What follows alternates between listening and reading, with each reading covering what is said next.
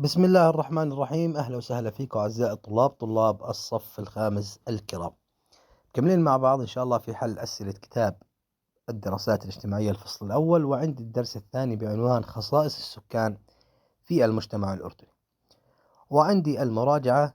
الفكرة الرئيسة: أعدد عوامل ازدياد عدد السكان في الأردن. طبعا هم عاملين رئيسيات: الزيادة الطبيعية اللي هي ارتفاع معدلات المواليد وانخفاض معدلات الوفيات، والهجرات. أبين الفئات العمرية التي يتكون منها المجتمع الأردني. طبعا هن 3 فئات: فئة الأطفال وفئة الشباب وفئة كبار السن. ثالثا، أرسم قطعا دائريا يبين التركيب النوعي في المجتمع الأردني. طبعا يكون عندي بهذا الشكل، بحيث نسبة الذكور 53%، أما الإناث هم 47%. المصطلحات: اكتب المصطلح المناسب لكل من العبارات الآتية. الفرق بين عدد المواليد وعدد الوفيات هو الزيادة الطبيعية. عملية إحصاء شاملة للسكان.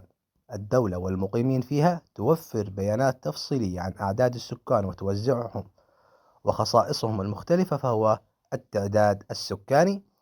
3. تقسيم السكان حسب الفئة العمرية، فتكون عندي الإجابة التركيب العمري للسكان.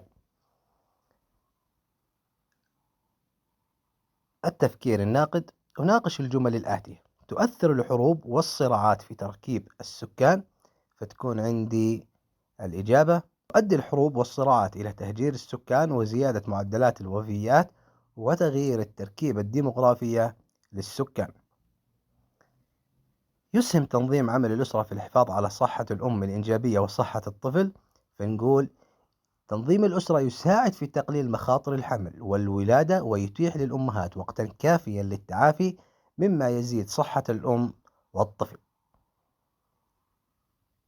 ثالثا، أفسر ما سبب زيادة الضغط على الخدمات في الأردن، فنقول زيادة عدد السكان اللاجئين وتحسن مستوى المعيشة يؤدي إلى زيادة الطلب على الخدمات. السبب والنتيجة: تنظيم الأسرة.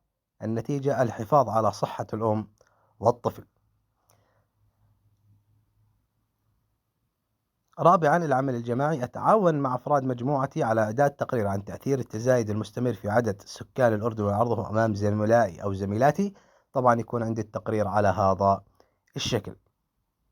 خامسا، أحدد على القطاع الدائري الفئات العمرية للمجتمع العربي.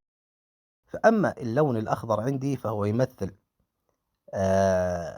فئة الأطفال ونسبتهم 34%. أما اللون البنفسجي فهو كبار السن ونسبته 4%. أما اللون الأزرق فهو الشباب ونسبتهم 62%. فإذا بهذا الشكل أعزائي الطلاب كان عندي حل أسئلة هذا الدرس. نلتقيكم إن شاء الله في الدرس الأخير في هذا الكتاب: التوزع السكاني في وطني، الفيديو القادم. إلى ذلك الحين أستودعكم الله، والسلام عليكم ورحمة الله وبركاته.